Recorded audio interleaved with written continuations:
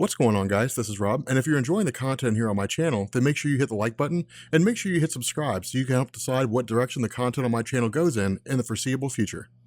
Members of the Rob Corps, I goofed. I screwed up. A lot of you guys who are kind of new here and who are going through a lot of the videos that I had for all new, all different Marvel are probably asking yourself, Rob, didn't you already do like the Lords of Midgard? The video was titled Lords of Midgard. I actually screwed up. That was Thunder in Her Veins. I don't know why I titled it Volume 2 Lords of Midgard. It may have been that I was going through and I was trying to figure out what I was going to do next and ended up jumping into that one, but yeah, I screwed up.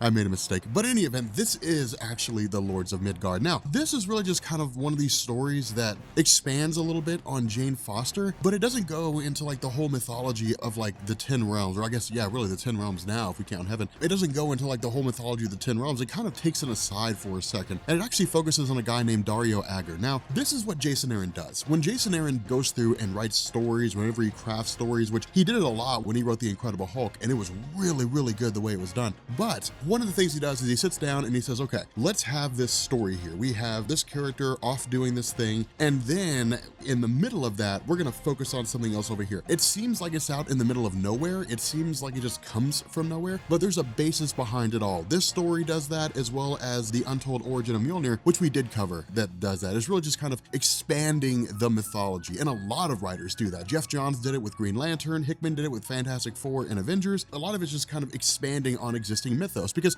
as the story opens up, it really focuses a lot on Jane Foster just kind of reminding us of where she's at. Now, this also coincides with the idea of Loki running for president, which again, we covered that, vote Loki thing during the presidential election. It was a fun little one-off, with Loki. It wasn't a great big huge thing, but this idea of bolstering the Thor landscape initially comes to us by way of something called the Universal Bank. Now, the Universal Bank has never been seen before, never been mentioned before, but it's really just one of these instances where a Marvel writer comes along and says, hey, there's a lot of these little things that go on in the background when it comes to villains and stuff, and this is just one of those things. I mean, when Bendis came out and he basically created the Illuminati, it was this idea that the Illuminati served the purpose of operating in the background without anybody really knowing they were there. This Universal Bank is similar to like the Hellfire Club. It's similar to the Secret Avengers for the time that they were there. It's really just one of these things where it operates behind the scenes, and it's composed of people like Ezekiel Stane, the son of Obadiah Stane, I think it is, like Shinjin Harada, the guy who runs the Yoshida Corporation. He's basically Silver Samurai. It's Kingpin, it's Sebastian Shaw of the Hellfire Club. It's these extremely wealthy individuals. Now, they're all here talking to Dario Agger, but the reason why this meeting was convened was actually for the purpose of allowing somebody else to basically get in here and to capture Dario Agger.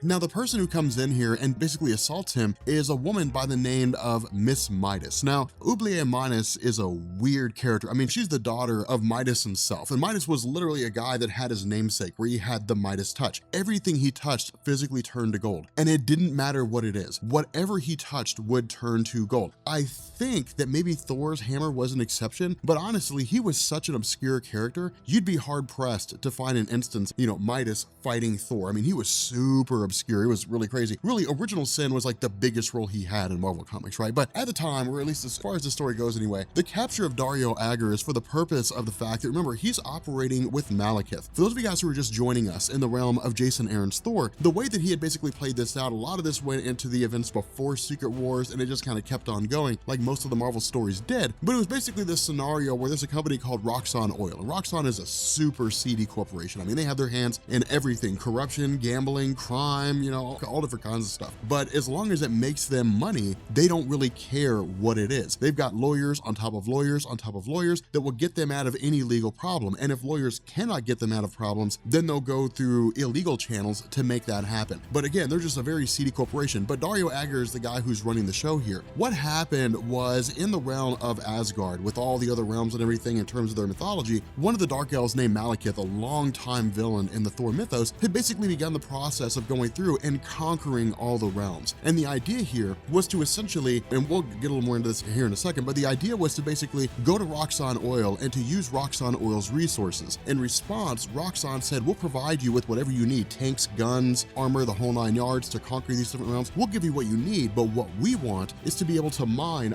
all the rare minerals from these realms so we can sell them at a premium on Earth, because nobody would be able to gain access to them otherwise. And you got to keep in mind, in the realm of the dwarves, that's where Uru metal is. That's the material that forged Thor's hammer. And so if Roxxon oil shows up on Earth and says, hey guys, here's this material that rivals adamantium in strength, they would make boatloads of money off it, because you'd have tanks, you'd have guns, you'd have knives, all of which are just as durable as adamantium, but also possess the ability to basically harness magic. It'd be like everybody's running around with their own version of Thor's hammer. It'd be crazy in terms of what it would be capable of. But that was the deal that Roxxon oil struck. Now, what we also had was Loki going on, but we'll get to him here in a second. With regards to Jane Foster's character, again, one of the things that Jason Aaron focuses on in a lot of ways is kind of this ongoing subplot that everybody's trying to figure out who the new Thor is. And in this instance, we basically have S.H.I.E.L.D. that takes Jane Foster prisoner and just kind of, really interrogates her for a little while. Now, of course, they're asking questions. Who's Thor? What do you know about Thor? What can you tell us? Are you Thor? And of course, Jane Foster's like, this is ridiculous. There's no way that I'm Thor. I'm literally a woman who's dying of cancer. Now, in terms of Jane Foster's character, because a lot of people have asked me about this, how is it that she's Thor and she's dying of cancer? What happens is that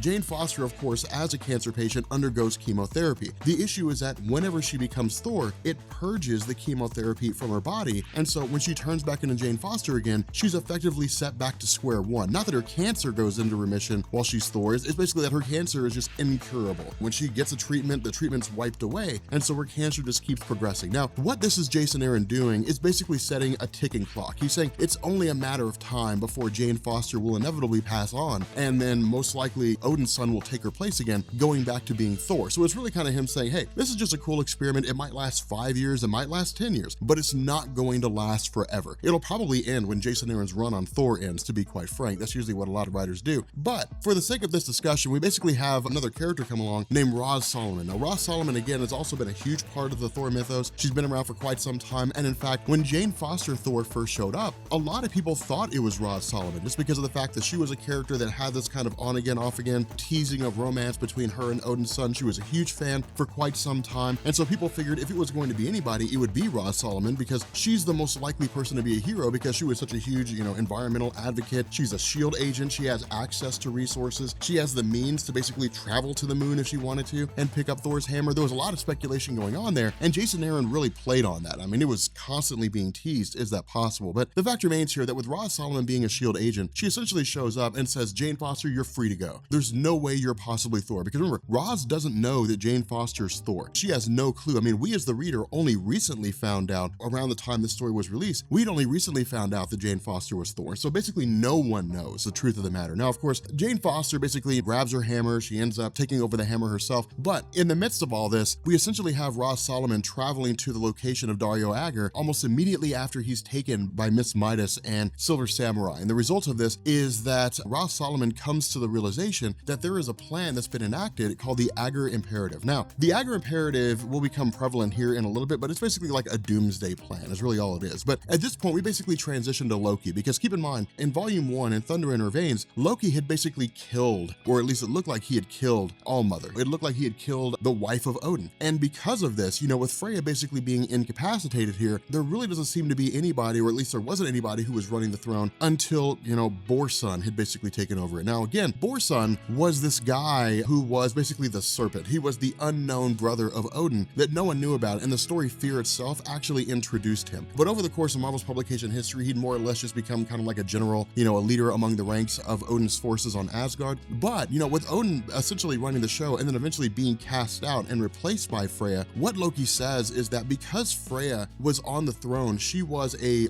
caring leader. She was basically a person that looked out and said, as Asgard, we are, despite it being self-appointed, the protector of all the realms. We have to protect all of them. We have to make sure that evil does not run amok in the realms, even if for no other reason than to make sure that some force doesn't rise up that can basically kill all of us. And so because of that, what Malekith was basically looking for was to have Kol Borsun appointed as leader, or to have Odin go back as leader. And the reason why was because their only concern would be Asgard. And so by the time Malekith had gone on his campaign, began taking over all the 9 realms, by the time that Kol Borsun or Odin had looked around and said, hey, we need to do something, it would have been too late. The forces of Malekith, with the help of Roxxon, would have been bolstered to the degree that there would have been nothing that the Asgardians could have done. And so Loki says, hey, look, I had to make sure that Malekith and his guys trusted me. I had to make sure that if I told them I'm part of your Dark Council, they'll legitimately believe it, and killing you was the only only way that it could be done. Now, of course, we basically have Odin pushing his own energies into Freya in order to keep her alive and try to bring her back. But the idea here is that this is really Jason Aaron saying, hey, when it came to the idea of Loki killing Freya, when we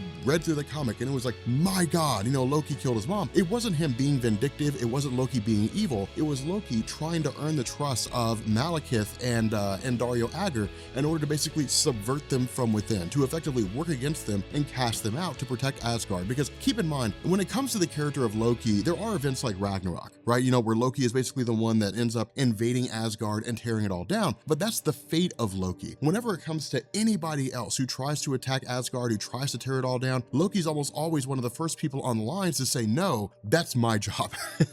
That's my purpose to take out Asgard. If anybody's going to bring this kingdom crashing down, it's going to be me. Now, again, because of the fact of this Agger imperative, this is essentially a scenario where we basically have Agger, who effectively took Roxxon Island, this giant island that kind of floats up in the sky, and essentially set it so that if he dies, the island will come crashing down into New York. It'll literally just kind of rise up into the sky and then come crashing back down again. And that's really the whole basis here. Now, that's the whole protocol that's basically being enacted by Miss Midas and by a Silver Samurai. Now, for a little bit here, we really just kind of get some fighting going on. I mean, we get some threatening from Miss Midas towards Dario Agger. We have Silver Samurai going against Jane Foster Thor. There's not a whole lot going on here, but there are a few things to take note of. Most notably, the reason why Miss Midas did this was for the basis of the fact that she was just kind of angry at the fact that Agger was working with Malekith. He was going to take the resources of the 10 realms and then use it for himself. And what this means is that because of the money that he would have possessed, assuming that all this worked and he actually was able to sell off these resources, he would have literally been able to come along and just shut out everybody else. I mean, Kingpin would have gone broke. Fisk Industries would have gone down. Yoshida Industries would have gone down. Midas Industries, they all would have basically been purchased, become subsidiaries of Roxxon, or they would have just been pushed out to the point where they couldn't make any money and they would all go broke. And so it's literally just corporate espionage is really all this is. That's really what it comes down to. But the fact remains that in the midst of all this, with Roxxon Island effectively floating above the sky, the question they have to ask Jane Foster, she has to ask herself, do I really help the leader of my greatest enemy? If Roxxon Oil is essentially working alongside Malekith to conquer the 10 realms, to literally try to conquer Asgard, is Jane Foster really going to put herself in a position where she's going to have to now help the leader of Roxxon Oil in order to spare millions of people who would be killed if he were to die and Roxxon Island were to come crashing down into New York? And the answer to that question is yes. It's really one of these things where she has to make a small sacrifice now for the greater good later on. Now, that's why Jason Aaron's stories are really cool. I mean, granted, this is really just kind of like a filler volume. So, I mean, it's not like there's greatness going on here. It's not like people are going to look at Lords of Midgard and say, this is one of the greatest stories ever told. It's filler content, but it goes towards bolstering the character and building the character of Jane Foster. When it comes to the idea of Jane versus Odin's son, I mean, outside the realm of the comic book stories itself, Jane Foster Thor is outselling Odin's son Thor by leaps and bounds. It's almost night and day, and it's crazy how popular she is right now. But in terms of the stories themselves, Odin's son was a pretty two-dimensional character. I mean, there wasn't a whole lot to him. He would show up, he'd beat people up with his hammer, and then he would leave. That was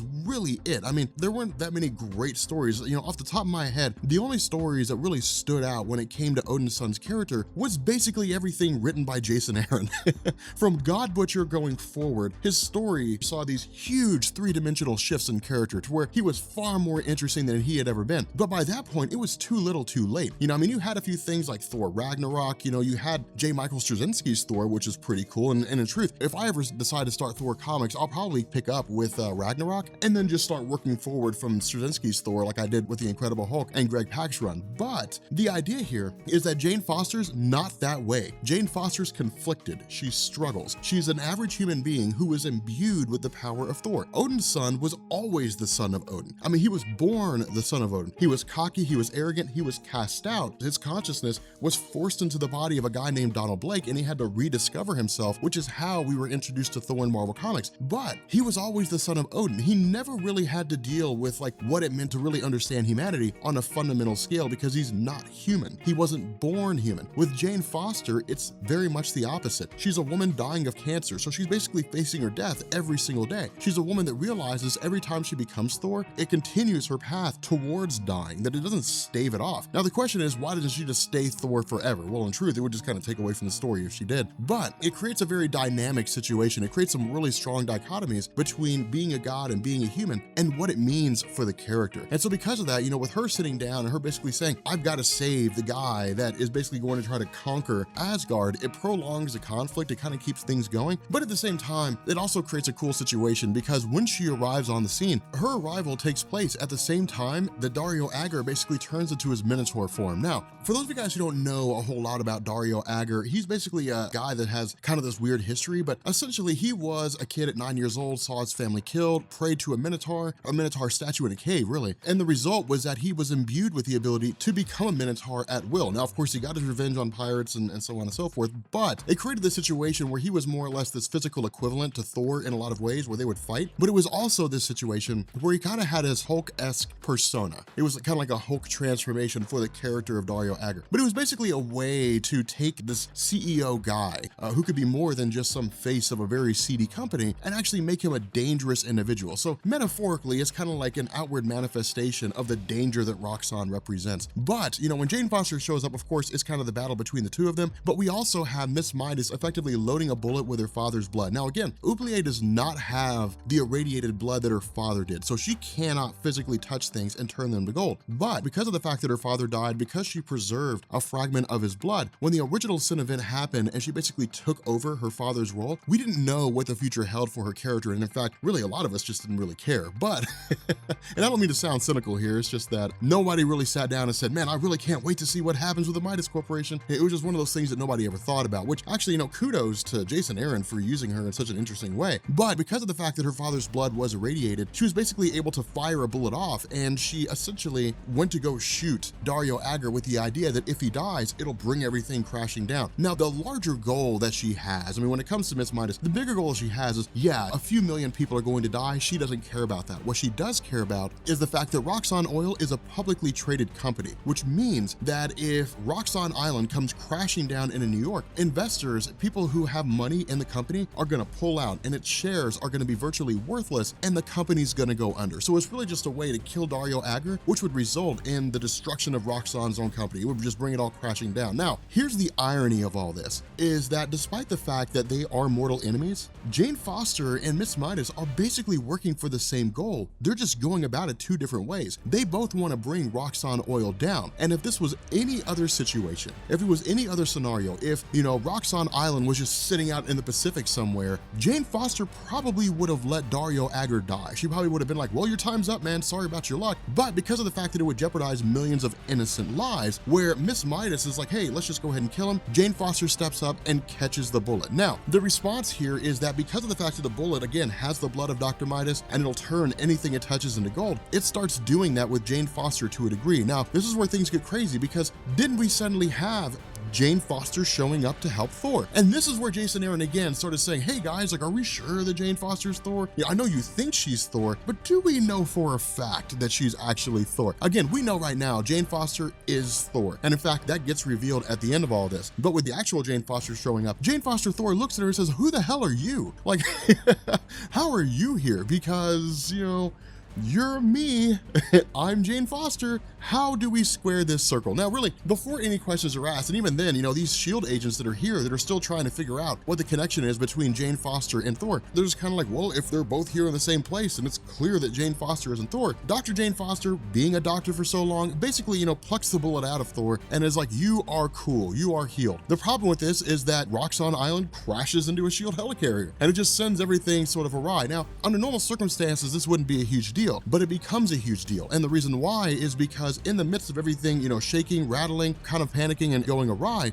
we suddenly have Jane Foster accidentally dropping the bullet that landed in Thor's hand. And so what this does is it turns the entirety of Roxxon Island into gold, and it literally just brings it crashing down. Now, the reason for this is just simple gravity and weight. That's really all it is. I mean, the idea that the island is now made of gold means the gravitational pull of the planet is far more intense than it normally would have been. Gold is a lot heavier than rocks and soil and so on and so forth. And so because of that, it just comes crashing down. Now, of course, Jane Foster is able to keep this from happening. Jane Foster at least seems to be what amounts to destroy the island when she basically takes it and throws it into the sun, which is really kind of cool here. But as a follow-up to this, as the reader, questions were lingering. I mean, you have Dario Agger, who's basically taken, or at least it seems like he's going to be taken by S.H.I.E.L.D., but in the end, the lawyers more or less get him out. But the question that people had, that we as the reader had, is if we have Jane Foster here and we have Thor here, then who the hell is Thor? hammer. And this is when we basically learn that this physical manifestation of Jane Foster was created by the hammer. It was established by the hammer. The hammer basically created this physical construct of Jane Foster, and that's what let everybody know what's going on. Now, what also happened here is that Thor basically sits down with Ross Solomon and says, no, that was a manifestation of the hammer. I am Jane Foster. And this is when Thor reveals her true identity to Ross Solomon. And this was really kind of like,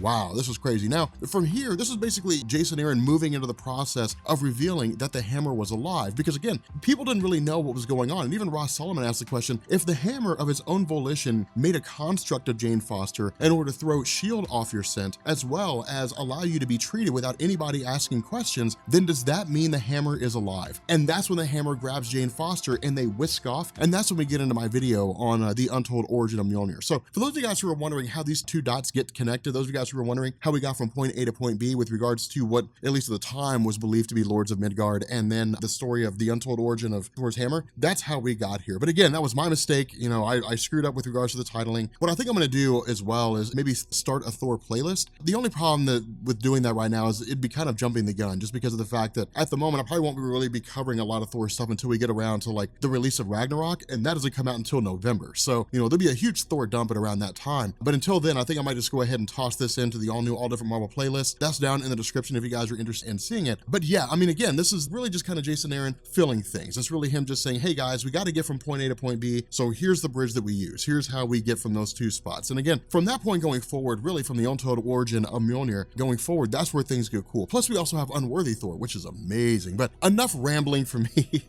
If you guys are new here to Comics Explained and you guys enjoy this video, make sure you hit the subscribe button to become part of the Rob Corps. If you guys enjoy this, make sure you drop a like. I love Jane Foster Thor, to be honest. I really dig Jane Foster Thor. In fact, now that we're rambling, let's ramble a little more. Jane Foster versus Odin's son. I might make a video out of this. Honestly, I love Jane Foster Thor. I care about storytelling more than I care about the characters, to be quite frank. If Jane Foster Thor is giving me better stories than Odin's son Thor, then I like Jane Foster Thor. If Odin's son Thor gives me better stories than Jane Foster Thor, then I like Odin's son Thor more. I just like the stories. That's really all I dig the most. Whatever character gives me the best stories, that's the character I will read. And I think that 99.9% of people feel that way. But then again, you know, a lot of people also latch on to characters. There are people who've just been reading Thor forever, and they have so much time and money invested that they kind of feel betrayed when Jane Foster becomes Thor. There's nothing wrong with that. There's nothing wrong with their opinion on that. They're right to feel that way. A lot of DC fans felt that way about New 52. But for me, it's really just storytelling above all else. Story is what I prefer the most. But in any event, yeah, so enough rambling.